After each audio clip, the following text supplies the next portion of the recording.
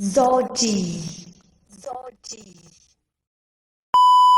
ကျွန်ုပ်ဟာအိုချင်းနာချင်းတေချင်းမှလွတ်မြောက်ရာလမ်းကိုရှားတွေ့သွားသူမြေရှိုးနိုင်တယ်မူးပြန်နိုင်တယ်နက်ပြည်ကိုတွားနိုင်တယ်လို့ငရဲပြည်ကိုလည်းတွားနိုင်တယ်ကျွန်ုပ်နာမည်ကတော့စောကြီး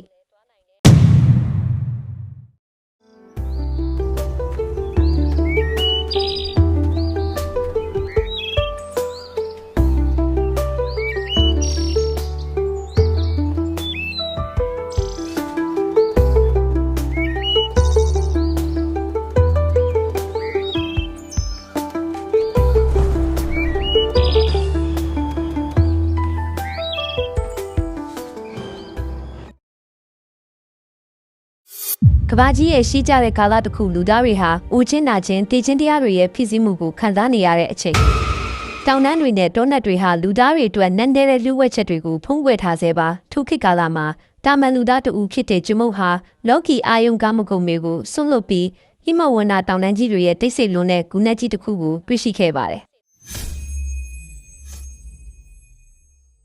ကျွန်ုပ်ဟာယာရုစီစိန်အချွေရန်တွေကိုဆွန့်လွတ်ခဲ့သူပါကျွန်ုပ်ရဲ့စိတ်ထဲမှာတခုတည်းသောရည်မှန်းချက်ကမသေးစေးကိုဖော်ဆက်ပြီးအိုချင်းနာချင်းတေချင်းတရားတွေကိုကျော်လွန်နိုင်ဖို့ပါပဲကျွန်ုပ်ဟာစိတ်ပညာနဲ့အဝိဇ္ဇာပညာရက်တွေကိုနှစ်ပေါင်းများစွာလေ့လာလိုက်စားခဲ့ပါတယ်ကဘာမီရဲ့နဲ့နဲ့တဲ့အစိပ်ပိုင်းတွေတောနက်ထဲကရှားပါစီဖက်ဝင်ပင်တွေတိုင်ကူတွေထဲကထူးခြားတဲ့ဓာတ်သတ္တုတွေကိုရှာဖွေစုဆောင်းခဲ့ပါတယ်ဒီဓာတ်သတ္တုတွေကိုအောင်မြင်စွာဖော်ဆက်ပြီးပြဒါရှင်ဖြစ်လာအောင်စီရင်ဖို့ကျိုးဘဝတစ်ခုလုံးကိုမြုပ်နှံခဲ့တာပါဒါဟာအခက်ခဲဆုံးနဲ့အရေးကြီးဆုံးအဆင့်ပဲဖြစ်ပါတယ်ပြဒါကိုအောင်မြင်စွာစီရင်ဖို့ဆိုတာတာမန်မီအပူရှိန်နဲ့မလုံလောက်ပါဘူးကျွန်ုပ်ဟာနေ့ရက်ပေါင်းများစွာကျင့်စဉ်တွေကိုကျင့်ကြံအားထုတ်ခဲ့ပါတယ်စိတ်တည်ငြိမ်မှုနဲ့ဉာဏ်ပညာဖြည့်ရှုမြင်ခြင်းကိုအဓိကထားကျင့်ကြံရင်းရရှိလာတဲ့ဇာတ်အပိဉ္စွာအားတွေကိုပြဒါတဲ့ကိုတွန်းလောင်းခဲ့ပါတယ်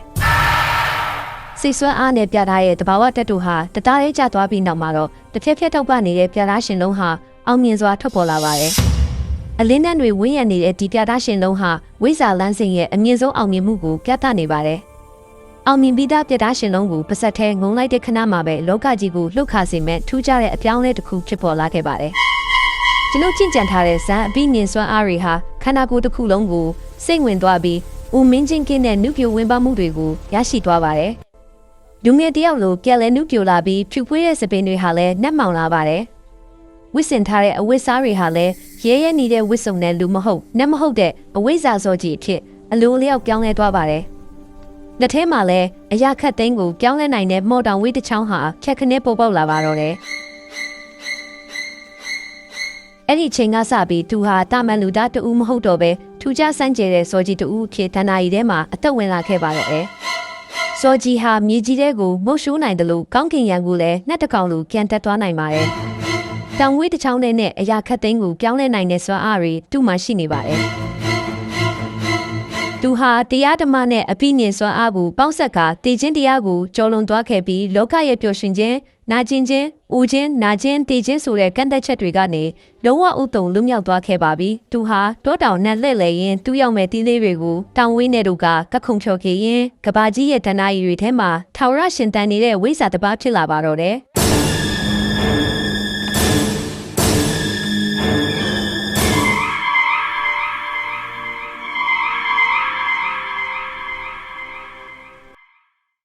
ဤကဘာလောကထဲမှာကျွန်ုပ်ဆက်လက်လျှောက်လန်းရမယ့်လန်ခီးဟာမပြီးဆုံးသေးပါအဆုံးမရှိတဲ့လန်ခီးကိုလှည့်လည်သွားလာနေရပါဦးမည်။